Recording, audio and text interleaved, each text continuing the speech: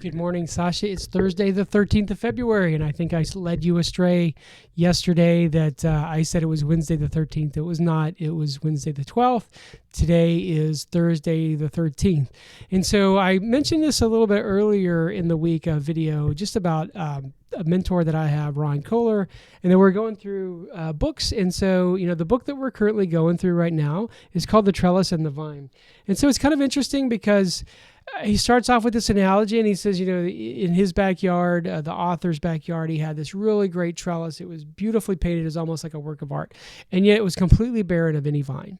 And then he said further on back in the backyard, there was a trellis that had fallen down and broken up, but it was broken because there were so many vines just overgrowing it.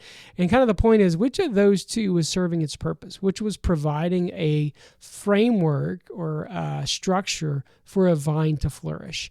And so, Jesus says, you are the vine, or he is the vine, we are the branches. And so this idea that the vine is actually where growth happens. It's where discipleship and Christian growth happens, and then is kind of challenged so far. And we're only like chapter 2 or chapter 3 into it.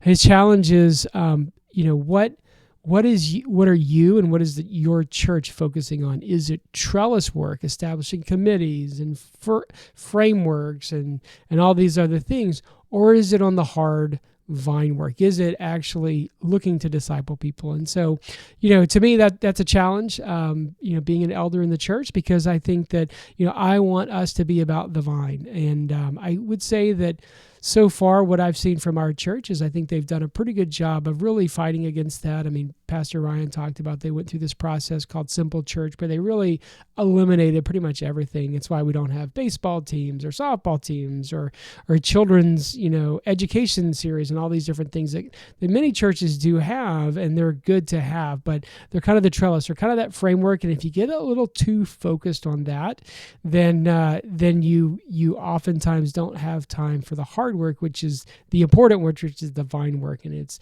growing the vine and growing people in discipleship.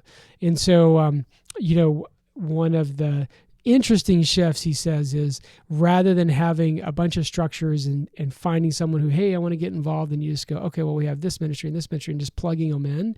He actually says, rather than doing that, we should take the time to go, what is this person's gifts? And then what can they be doing, rather than how can we plug them into something that we're already doing. And so I thought that was interesting. I think that's kind of like a great sort of mindset shift where we tend to just kind of plug people in, and rather than looking at, well, this person maybe is really gifted in area X, we don't really have a ministry for area X. And then maybe what we need to do is focus a little bit more on that, help them grow in that, and maybe there'll be one to take it up. And so what does all this have to do with you? Well, maybe not a lot, maybe some. I mean, we've talked about strengths. We'll talk about, your next strengths on Friday, but, you've got a lot of strengths. You've got a lot of things that you bring to the table. We've talked about them through your strengths, but just, your life experiences and what you're going through now, and just all of your gifts and your abilities. And so, I think that God does not give those to us just for us to hold them tight and just for our own benefit. So he doesn't make us, a good leader just so we can, lord it over people. I think he helps develop us into leadership traits and helps us to be better leaders, so that ultimately at least one of the goals can be for us to lead his people.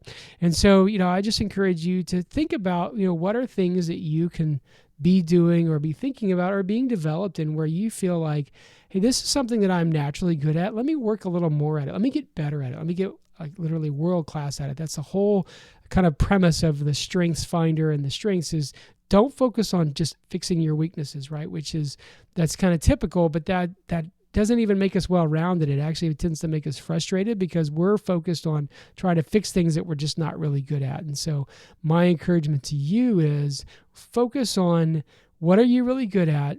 And, are there books? Are there courses? Are there things that you can do to help make that better? Or maybe take the strengths that you have and figure out, how do I use them in a ministry context? Because, you're in a unique environment there at Calvin where there might be some people that you could talk to. You maybe just have a cup of coffee with them, or just pick their brains a little bit just about, hey, I'm young, female, I'm athletic, I'm in ROTC, I'm going to be a leader, I have a lot of leadership talents. How could I be used in the church? What are things that maybe you should be thinking about? And again, maybe not now. Maybe it's, for you to think about as you grow and develop, that maybe those will be things that you do later on in life. But it's never too early to start.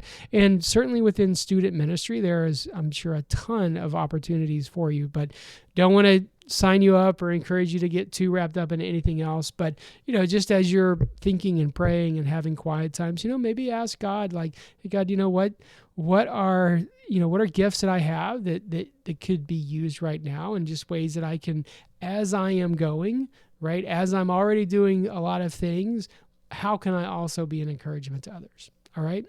Love you. Talk to you later.